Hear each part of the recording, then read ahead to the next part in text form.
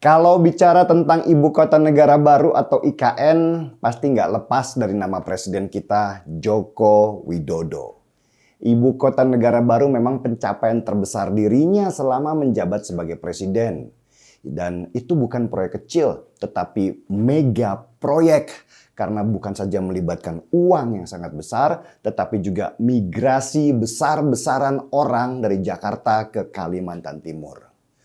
Bayangkan, akan ada 180.000 ASN yang akan berbondong-bondong pindah. Anggap sajalah, satu keluarga dari ASN itu berisi 3 orang. Maka akan ada lebih dari 500.000 orang secara bertahap mengisi ibu kota negara baru. Dan jumlah penduduk sebesar itu sudah masuk ke klasifikasi kota besar. Pertanyaan terbesar banyak orang adalah, dari mana sih kita punya uang untuk membangun ibu kota baru? Apakah nanti negara ini tidak terbeban dengan hutang yang luar biasa besar? Ya bisa jadi kalau kita tidak mengelolanya dengan benar. Tapi bisa jadi juga sebuah keuntungan besar kalau dikelola dengan benar. Analogi sederhananya gini ya. Kita punya sebidang tanah nih di lokasi strategis. Terus kita keluar uang sedikit dulu lah untuk bangun infrastruktur supaya tanah itu siap dibangun perumahan. Sesudah jadi, kita undang investor properti untuk bangun rumah di sana dan dijual ke banyak orang. Tanah kita juga pasti otomatis terjual. Nah, apakah harga tanah kita yang dulu harganya akan sama dengan harga tanah ketika sudah dibangun infrastruktur? Ya jelas beda lah, kenaikannya berlipat-lipat pastinya. Begitu juga untuk ibu kota negara baru ini. Negara punya lahan 180 hektar di Penajam. Lahan itu lahan kosong dan tentu harga tanahnya sangat murah. Negara kemudian menyiapkan APBN sebesar lebih dari 19 triliun rupiah untuk membangun infrastruktur dulu di sana. Kalau infrastruktur sudah jadi, tentu harga tanahnya otomatis naik tinggi. Sesudah tanah jadi, diundanglah para investor untuk membangun proyek perumahan di sana dengan uangnya si investor itu sendiri. Negara jelas diuntungkan dengan penjualan tanah yang awalnya nggak ada harganya, jadi seharga 2 juta rupiah per meter. Untung kan? Belum lagi partner bisnis diundang untuk bangun transportasi dengan skema konsesi. Dalam artian gini, investor bangun proyek dengan uang mereka sendiri dan dapat konsesi selama 30 tahun. Sesudah 30 tahun dan mereka untung, proyeknya pun jadi milik negara. Lah, dari mana sih negara dapat uang 19 triliun rupiah?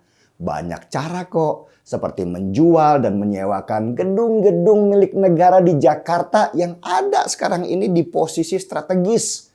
Gedung-gedung itu sudah nggak terpakai karena penghuninya nanti akan dipindahkan ke ibu kota negara baru.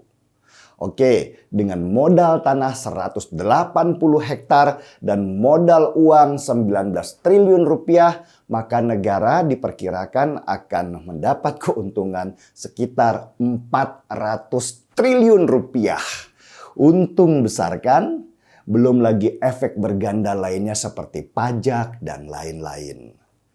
Banyak yang memandang sinis kepada proyek ibu kota baru ini.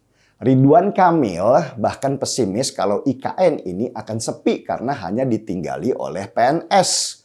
Padahal kalau sudah ada 500.000 orang tinggal di sana, tentu ekonomi akan berputar. Ya jangan dibandingkan sama Bandung lah. Bandung emang kota metropolitan dan sudah melalui proses yang sangat panjang. Jokowi kemarin sudah memulai proses dengan mengundang seluruh gubernur dan tokoh Kalimantan Timur untuk memulai prosesi Kendi Nusantara. Sebuah kendi akan diisi tanah dan air yang dibawa para gubernur dari daerahnya masing-masing dan ditempatkan sebagai titik nol ibu kota negara baru. Jokowi juga mengajak para gubernur untuk camping supaya bisa sama-sama meresapi seluruh proses migrasi besar itu. Salah satu yang saya kagumi dari Presiden Jokowi adalah beliau itu orangnya pemberani. Gak mudah loh untuk melakukan sebuah langkah besar dan ekstrim di dalam perubahan. Apalagi itu melibatkan uang dan konsep yang sangat besar. Semua orang bisa menjadi pemimpin, tetapi menjadi pemimpin dengan P besar itu butuh pemikiran yang strategis dan mental baja, karena salah sedikit saja dia akan dihujat se-Indonesia Raya. Ibu kota negara baru ini seperti sebuah mahakarya buat Presiden Jokowi. Sama seperti lukisan Mona Lisa buat Leonardo da Vinci. Jejaknya akan abadi seperti nikmatnya secangkir kopi. Seruput dulu.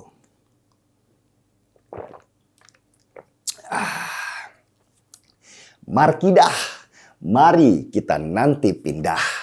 Saya Denny Siregar, kita di acara Timeline.